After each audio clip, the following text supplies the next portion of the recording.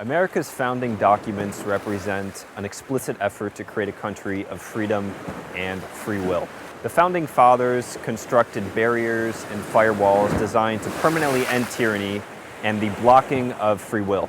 They understood that oppressive rulers will always be a self-regenerating evil, so they set about to grant freedom to all future generations. Now let's go back a few hundred years in order to document the original intent of America's founders. 56 men comprised the First Continental Congress. Of those 56, 5 men were assigned the task of writing the Declaration of Independence. John Adams, Thomas Jefferson, Benjamin Franklin, Roger Sherman, and Roger Livingston. James Madison wrote the Declaration of Independence in a way that would allow the common man to understand and be motivated by what it said. If you read it, you'll notice they wanted to grant the gift of protection from the enemies of free will.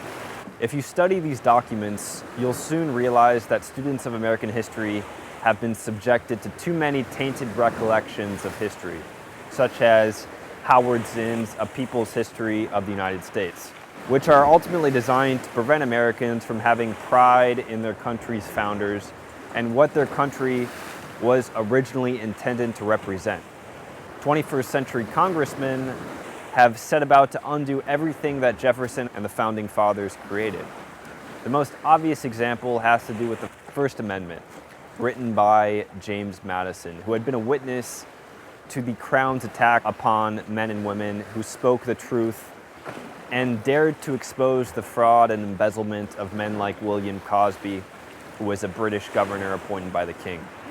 Madison recognized that men are entitled the freedom to express words, thoughts, and speech. This gift was taken away by a 21st century New York senator named Charles Schumer in 2001. Charles is a progressive activist who has a huge ego and thought that he was intellectually and morally superior to Madison, so he literally rewrote Madison's gift of free speech to America. Attacks upon the First Amendment make their way into the public's awareness because the media tends to emphasize their freedoms. The most recent example is to label some speech as hate speech.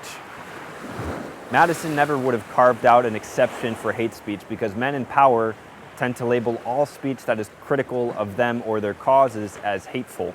The next most obvious constitutional violation involves the 10th Amendment.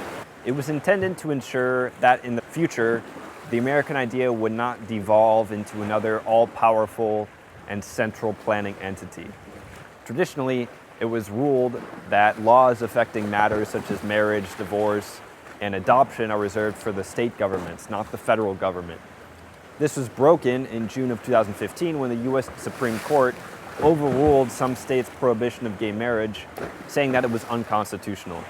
So they accessed this power using the excuse of equality to ultimately do other things and gain more power. The 20th century shows a huge expansion of the federal government's powers. America's founders were adamant in their opposition to centralized, authoritarian power because it always ends in severe oppression. It would suffice to say that where there's a will to circumvent the Constitution of the United States, there's always a way. What's missing these days is, in modern America, is a pushback because modern Americans have had their natural love of freedom removed from the psyche. They think they're already free. Recovering one's love of freedom and passion is as simple as rediscovering the fire of freedom that resides in a man's soul, then having the courage to force the issue on tyrants no matter what it takes, and that's simply not happening right now. America's founders, including John Adams, Ben Franklin, Roger Sherman, George Washington, Thomas Jefferson, and James Madison, were tough, aristocratic, smart, and fiercely independent. But more than anything else, these men understood the archetypal enemy, which is centralized control.